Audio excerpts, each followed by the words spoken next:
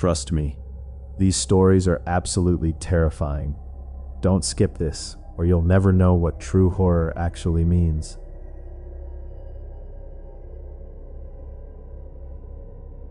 I'd spent the first 26 years of my life in a room at the back of my Uncle Gerald's house.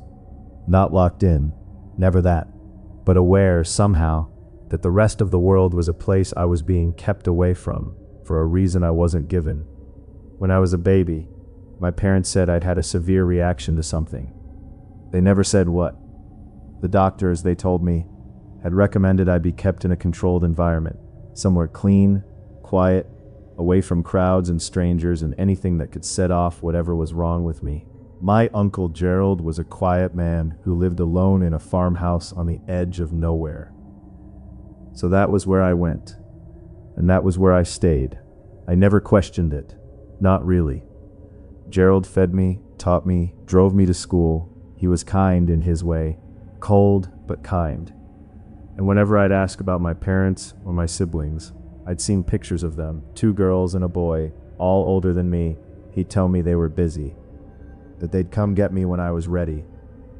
I turned 26 before I understood that ready might not mean what I'd thought it meant. It was Gerald who finally told me, one evening in early autumn, sitting at his kitchen table with a glass of something he never offered me. "Your mother called," he said.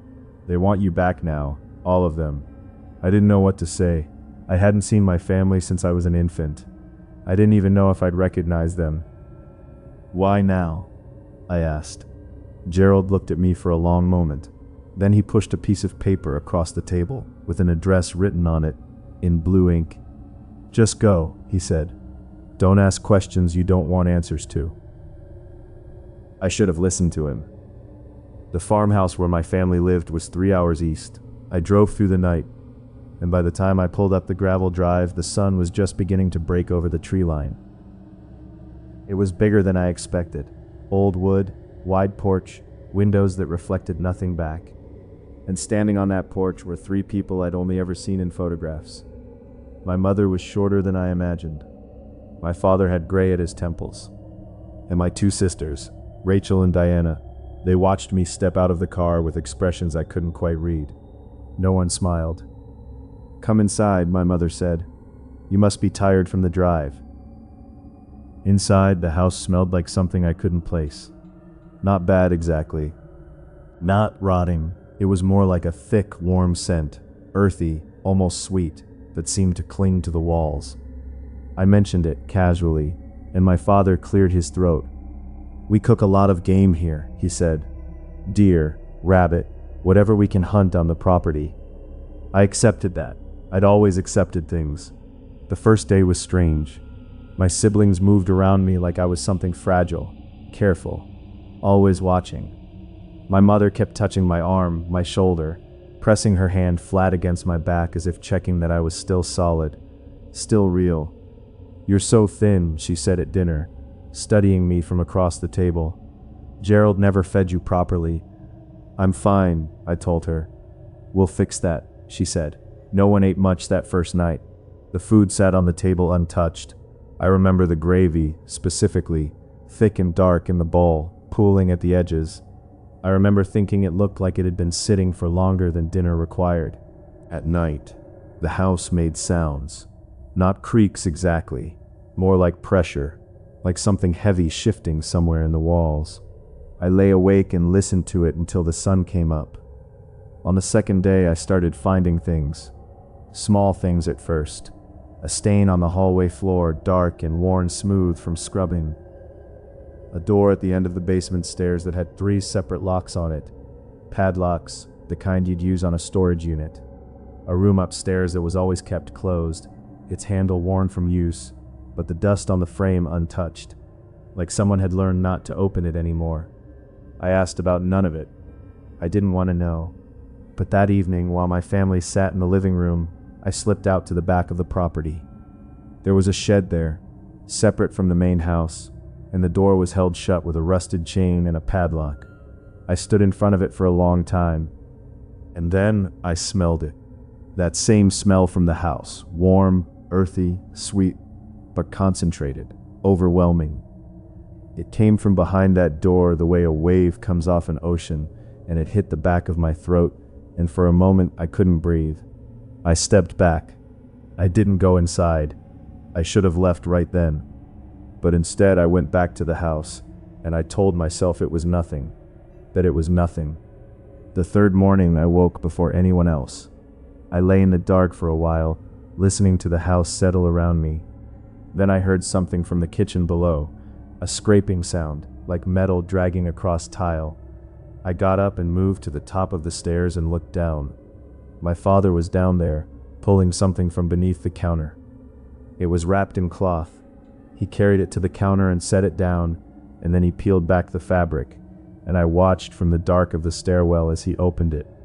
What was inside was not game. I knew it was not game the moment I saw it because it had buttons on it, and a zipper. I stood frozen on the stairs. My father didn't look up. He opened it completely, examined what was inside, and then he set it aside and reached for a knife. And I turned and walked back to my room in silence. I closed the door. I sat on the edge of the bed, and I understood for the first time exactly why Gerald had kept me. I didn't sleep that day. I stayed in my room and listened to them move through the house below me. Footsteps, doors opening and closing, the low murmur of voices in conversation. My mother's laugh, once, and that was the worst part. How normal it sounded. At dinner, I sat across from my mother and watched her pass the serving bowls. "You look pale," she said. "I'm okay," I told her. She smiled at me and placed a piece of meat on my plate, and I looked down at it, and I felt something inside me go very still. I didn't eat. I said I wasn't hungry. They watched me put my fork down, and no one said anything, but I felt the weight of their attention move across me like a hand. That night, I packed a bag. I was halfway down the stairs when I heard the lock on the front door click. I pulled the handle. It didn't move. Behind me, I heard footsteps. I turned, and my father was standing at the bottom of the stairs. He hadn't been there a moment ago. Diana was at the window. Rachel had come from the kitchen. My mother stood by the stove, still holding a dish towel, watching me.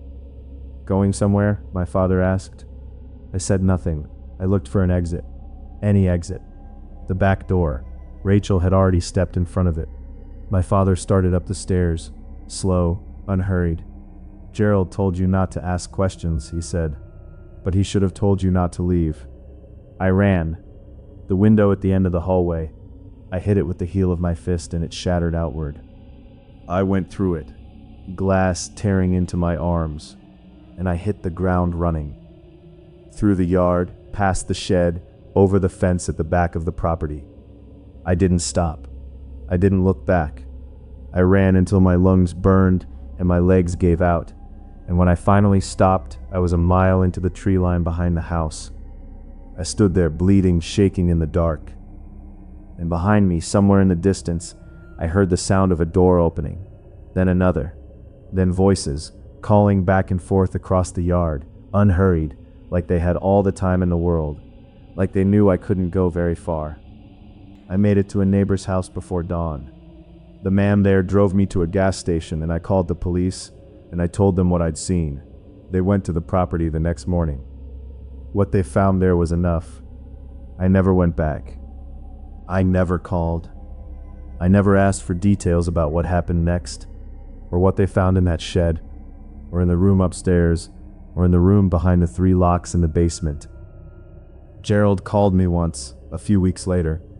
He asked if I was all right. I told him yes. He said nothing for a long time. Then he said, "I tried to keep you away from them, son, for as long as I could." I hung up. I still have his number. I never deleted it. But I will never answer a call from that area code again, and I will never go back to that part of the country, and I will never, under any circumstances, eat at anyone's table without knowing exactly what's on the plate. Some families keep secrets. Some families keep you away from them for a reason. And some families, the ones who smile at you across the dinner table and ask if you're still hungry, have been waiting for you to come home for a very, very long time.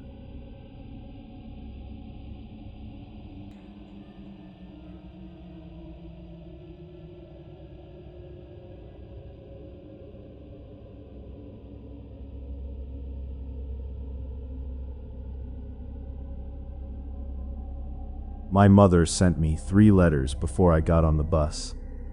The first one said my father had been feeling unwell. The second one said the doctors couldn't figure out what was wrong. The third one said she needed me to come home. I hadn't seen my parents in 4 years, not since I'd moved out at 18 and never looked back. They lived on a property about 5 hours from where I did, far enough that I never had to visit, close enough that they could reach me if they needed to. They'd never needed to before. I got on the bus on a Thursday. I arrived on Friday evening. The property was exactly as I remembered it, isolated, quiet, the kind of place where you could hear your own footsteps on the gravel. The house was a 2-story farmhouse with a wraparound porch and dark windows and a barn that hadn't been used for years. My mother was on the porch when I arrived. She looked thinner than her last photo. Her hair had gone gray in the time I'd been gone, and there were new lines around her eyes that I didn't remember being there before. But she smiled when she saw me, and the smile was wrong. Too wide, too slow, like she was remembering how it was supposed to look. "You came," she said. "You said it was urgent." "It is. Come inside. Your father is resting, but he wanted you to come." I followed her through the door. The house smelled the way it always had. Old wood, something cooking, and something else underneath it that I couldn't identify. Something sweet, something that clung to the back of my throat. "Dinner is almost ready," she said. "Go wash up." My father was in the living room. He was sitting in his chair, the same chair he'd sat in my entire childhood, with a blanket over his legs and his hands folded in his lap. He looked up when I came in. His eyes were clear. He looked at me like he was measuring me. "You look thin," he said. "I'm fine. You should eat more." My mother appeared in the doorway. "Dinner is ready," she said. We went to the kitchen. The table was set for 3. 3 plates, 3 glasses, 3 sets of utensils that had been polished until they shined. In the center of the table, there was a dish I didn't recognize, some kind of roasted meat, cut into pieces, arranged on a plate with care. "Sit," my mother said. I sat. She served us. She put the meat on my plate first, then my father's, then her own. She smiled at me again, that same slow, wrong smile, and gestured for me to eat. I looked at the plate. The meat was dark, darker than any beef I'd seen. And the smell of it, that sweet, thick smell that was in every part of the house, it was coming from that dish. "What is this?" I said. "A family recipe," my father said. "Your mother has been making it for years." "What kind of meat?" My mother picked up her fork. She cut a small piece from her plate and lifted it to her mouth. She chewed, she swallowed. "Beef," she said, "from the neighbor's farm. He raises cattle. We buy from him." I looked at my father. He had picked up his fork too. He was cutting his meat into small pieces, moving it around his plate, but he hadn't put any in his mouth. "Aren't you hungry?" I said. "Not particularly," he said. "You eat." I looked at my mother. She was watching me with that same careful attention, studying my face, measuring my reactions, waiting for something.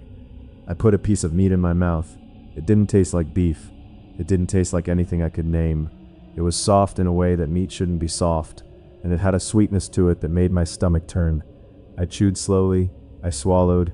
My parents watched me. I didn't take another bite. That night, I lay in my old room and tried to sleep. I couldn't. The smell from the kitchen was still in the air. That same sweet, thick smell, stronger now, like it was coming from somewhere below me, from underneath the house. And then I heard it. A sound, faint at first, then clearer. Somewhere in the basement, something was moving. Not the house settling, not pipes or wind or any of the normal sounds an old house makes in the night. This was a dragging sound, slow, deliberate, like something being pulled across a concrete floor. I got out of bed. I stood at the top of the stairs and listened. The sound continued for a few minutes. Then it stopped. Then it started again. Then it stopped. I didn't go downstairs. I went back to bed. I told myself it was nothing. I told myself the house was old and made noises, and my imagination was running wild because of the meal, because of the smell, because of everything I couldn't explain. I slept in fits. And when I woke up, I knew what I had to do. In the morning, my parents were in the kitchen. The locked door beneath the basement stairs, the one I'd never been allowed to open as a child, was open. Not all the way, just a crack, a few inches of dark air visible through the gap. I looked at it, then I looked at my mother. She followed my gaze, her expression didn't change. "The basement flooded last night," she said. "We had to move some things." "What things?" "Your father's old equipment. He used to do repairs in there. It's been sitting in storage for years." "The door was locked. We locked it to keep you from going in when you were young. You were always curious. We didn't want you getting into anything dangerous." I looked at the door, at the crack, at the darkness on the other side of it. "Can I see?" I said. My mother picked up her coffee cup. She took a slow sip. My father at the table was reading a newspaper. Neither of them looked at me. "There's nothing to see," my mother said. "It's just storage. Go have breakfast. I'll make eggs." I waited until they left the room. My father went to the living room. My mother went to the porch to get the mail. I moved quickly, down the hallway past the pantry to the basement door. The crack was still there. I put my hand on the door. I pushed it open. The stairs went down into darkness. There was a light switch on the wall. I hit it, and a single bulb flickered on, illuminating the steps. I descended. The basement was divided into two sections. On the left, storage, old boxes, crates, furniture covered in sheets. On the right, past a partition wall, was the room. The door was closed, but the lock had been broken, forced open, recently, by the look of it. I pushed the door and it swung inward on its own. The room was small, maybe 10 feet by 10 feet. The walls were bare concrete. The floor was concrete too, stained in places I didn't want to look at too closely. And in the center of the room there was a chair bolted to the floor, with restraints on the armrests and the legs. I stood in the doorway and looked at that chair. There were marks on the floor around it, dark, smeared marks, like something had been dragged. And on the wall beside the chair, there were scratches, not random, not damage from age. These were deliberate.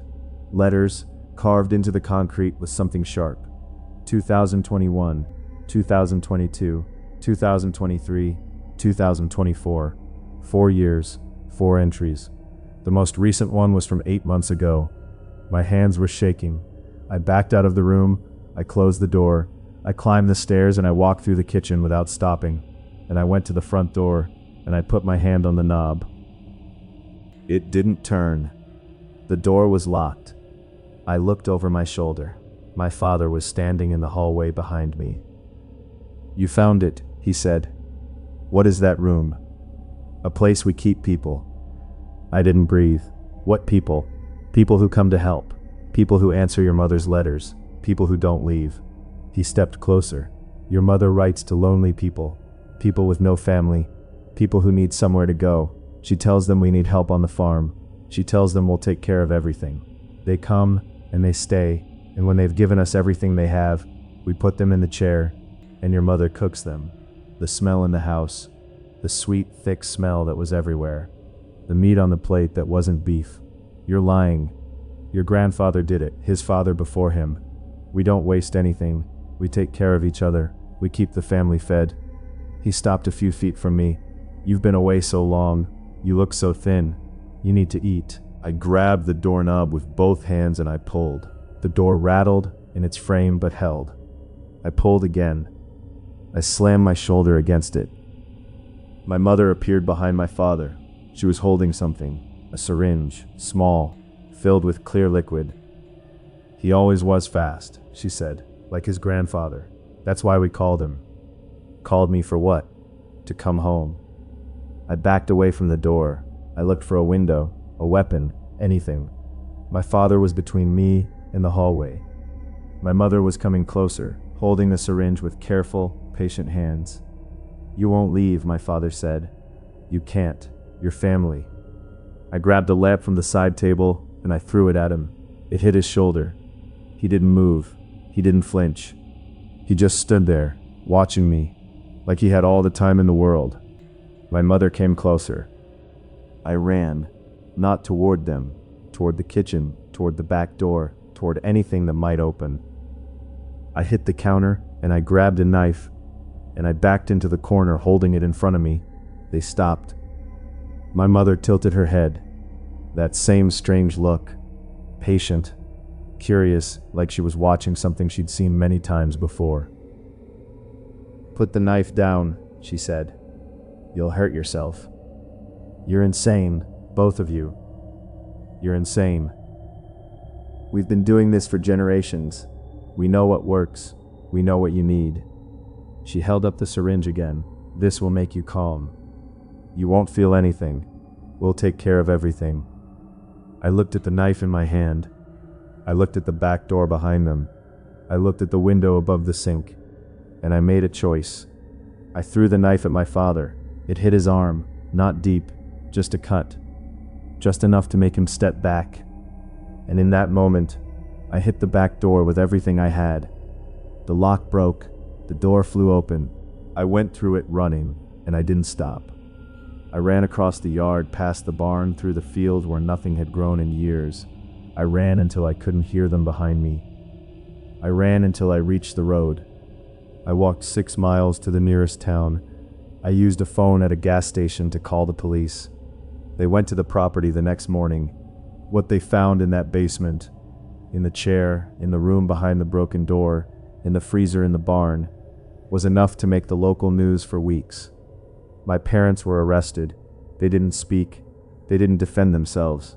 They just stood there in the courtroom and looked at me. My mother smiled, that same slow, wrong smile, like she already knew I'd come back, like she was already planning the next letter.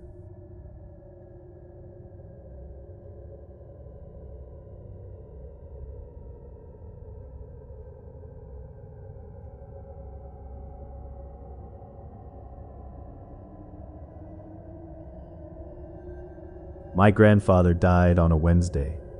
I got the call from my mother at work. She told me he went quietly, in his sleep, the way people are supposed to go. She said he was 83 and he'd lived alone since my grandmother passed 5 years ago. She said I needed to go out to the property and handle things because she couldn't, not after everything. I asked what things. She said the house, the land, all of it. She didn't say the shed. I drove out on Friday. It was a 4-hour trip from where I lived, out into a part of the state that got quieter the further you went from the highway. My grandfather's property was at the end of a gravel road, surrounded by nothing but trees and sky. The house was a single-story farmhouse, white paint gone gray with weather, a porch that sagged in the middle, a barn that hadn't held animals in 20 years. And behind the house, maybe 50 yards into the trees, there was the shed. I'd known about the shed my entire life. Every visit, every holiday, every time we'd drive out to see him, I'd known it was there, but I never went inside it. No one did. My grandfather kept it locked, and when anyone asked about it, he'd change the subject. He'd say it was just storage. Old tools, nothing important. He was lying. I knew that even when I was a kid. The way he'd walk out to the shed and come back an hour later, smelling like something I couldn't name. The way he'd come back from the shed and go straight to the kitchen and wash his hands 3 times, 4 times until the skin was red. The way he'd look at you after, that look, like he was seeing something that wasn't there, like he was thinking about something very far away. I didn't ask. No one asked. That was how things worked with my grandfather, until he died and I had to deal with everything he left behind. The house was exactly as I remembered it. Small rooms, old furniture, the smell of wood smoke, and something else underneath it, something earthy, almost sweet, that I couldn't place. I walked through the rooms and looked at the things he'd kept. Photographs on the walls, a clock on the mantel that had stopped years ago and he'd never fixed. A closet full of clothes that still smelled like him. I spent the first day just looking, cataloging, figuring out what I would keep and what I would throw away. The house was fine. Everything in it was fine. The shed was the problem. It had a padlock on the door. a heavy one, the kind you'd use on a storage unit. The key wasn't anywhere in the house. I searched the drawers, the kitchen, the bedroom. I found keys for the barn, the front door, the cellar, but not for the shed. I called my mother. "The shed," she said, like I'd asked about something insignificant. "He probably had the key on him. Check his pockets." "He was cremated, Mom. I don't think he has pockets anymore." She was quiet for a moment. "Well, he must have kept a spare somewhere. Look harder." I looked harder. I found the spare key in a tin can in the kitchen cabinet, labeled garden seeds. It was a small brass key, tarnished with age, warm from being in the cabinet above the stove. I took it out to the shed. The lock was stiff. I had to force it. When the padlock finally opened, I pulled the door back and stood in the afternoon light and looked at what my grandfather had kept in the shed for longer than I could remember. The space was larger than it should have been. My grandfather had built it himself decades ago, and he'd built it with care. Solid walls, a reinforced floor, a ceiling that was higher than any shed needed to be. There were shelves along both sides, and on the shelves there were jars, hundreds of them. Glass jars, the kind you'd use for canning. Each one was labeled with a piece of tape on the side, a name and a date, written in my grandfather's careful handwriting. I walked along the shelves and read the labels. Harold Perkins, 2019. Mary Sutton, 2016. Thomas Grant, 2012. June Ellis, 2008. There were more, dozens more, going back years, going back decades. Some of the jars were old, the glass clouded, the labels faded, the tape peeling away, and some of them were recent. The most recent one was from 6 months ago. Robert Davis, March 2025. I stood in the middle of the shed and looked at those jars, and I tried to understand what I was seeing. The names were familiar. Some of them I recognized from town, people my grandfather would have known, people who'd lived in the area my whole life. Harold Perkins had been a neighbor. Mary Sutton had run the hardware store. Thomas Grant had been a friend of the family, someone who'd come over for dinners when I was a kid. They were all dead. I knew that because I'd been to some of their funerals. I'd seen their families grieve. I'd heard the stories about what they died from: heart failure, cancer, accidents, old age. Ordinary endings for ordinary people in an ordinary place. But they'd ended up here instead, in jars, in my grandfather's shed. I opened one of them. Not with my hands, I couldn't bring myself to touch them, but I looked through the glass. I looked at what was inside. It wasn't what I expected. I don't know what I expected. Something gross, something obvious, something that would make the horror immediate and undeniable. But what I saw was different. The jars were filled with a liquid, clear, almost colorless, like water with something dissolved in it. And suspended in the liquid, preserved perfectly, were small pieces of something that looked like meat. Not raw, not cooked. Something in between. Something that had been there long enough to change color, to change texture, to become something that wasn't quite food and wasn't quite anything else. I put the jar back on the shelf. I stepped outside.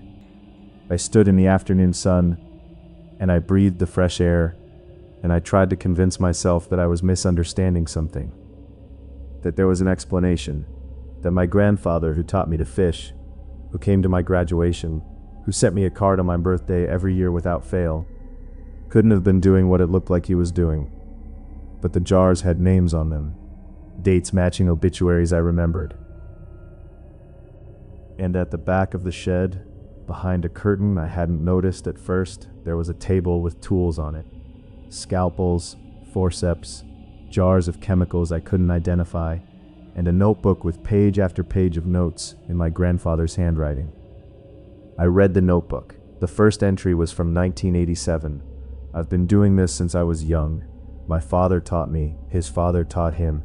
It's an old practice. Some people call it something else, but I know what it is. I know what it does. The body gives us things that nothing else can give: strength, clarity, time. We take what we need and we give back what we can. The entries continued. Harold came by today. He's not well.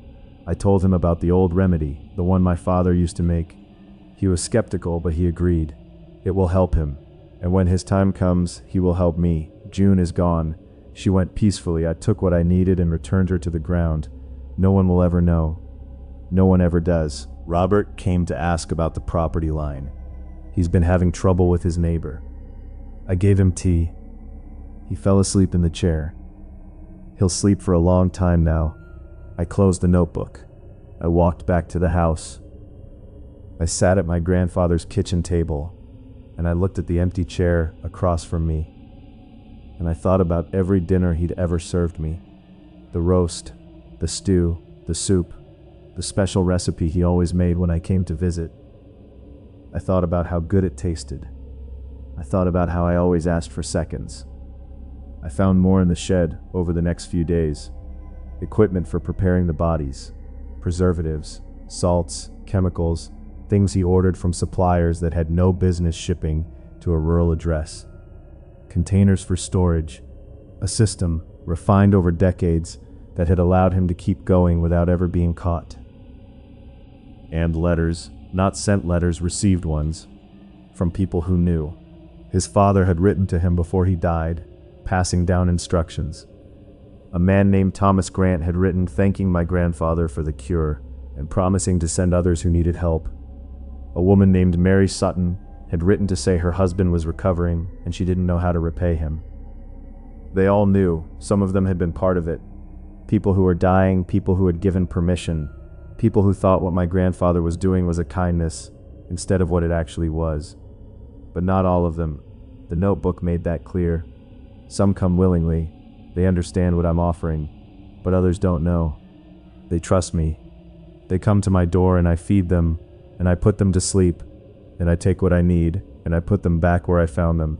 They go into the ground, and no one asks questions because they died of natural causes, because they were old, because they were sick, because that's what happens in places like this, where no one is watching. Robert Davis. The last entry. The man who'd come about the property line. I looked at the date on the jar. March 2025. 6 months ago. My grandfather had killed a man over a property dispute and preserved what was left of him in a jar. I sat at the kitchen table and I felt something inside me go very quiet. I didn't call the police. I thought about it. I picked up my phone and I dialed the number and I held it to my ear and I listened to it ring, but I didn't speak when someone answered. What would I say? What could I tell them? That my grandfather was a monster? They knew him. The whole town knew him. He was the quiet old man who kept to himself, who never caused trouble, who always waved when you drove past his property. No one would believe me. No one would want to believe. And part of me, the part that remembered the taste of his cooking, the warmth of his kitchen, the way he always made room for me at his table. Part of me didn't want them to know either. I put the phone down. I went back to the shed. I looked at the jars one more time. All of them. Every name, every date, every piece of my grandfather's secret life. And then I made a decision. I burned the notebook. I poured the jars out, one by one, watching the liquid drain into the earth behind the shed. Watching the pieces of something I didn't want to name disappear into the ground. I dismantled the table. I threw away the tools. I scrubbed the surfaces until my hands were raw and the smell was gone. It took 3 days. When it was done, the shed was empty. Just shelves and dust, and a lock on the door that no one would ever open again. I sold the property to a developer from the city. He didn't ask about the shed. He didn't ask about anything. He just wanted the land, the trees, the water rights, the view of the mountains in the distance. I signed the papers, and I drove away, and I never went back. That was 2 years ago. I don't talk about it. I don't think about it. I eat dinner at restaurants now, instead of at people's houses. I order food that comes from factories, with labels and ingredients I can read, and nutrition facts I can trust. And I don't visit family very often anymore. Last Thanksgiving, my mother made a roast. She served it at the table, and she passed the plates, and she smiled at me across the table, and she said, Your grandfather used to make this the same way, didn't he? Remember? I looked at the meat on my plate. I looked at her face. I said yes, and I didn't eat.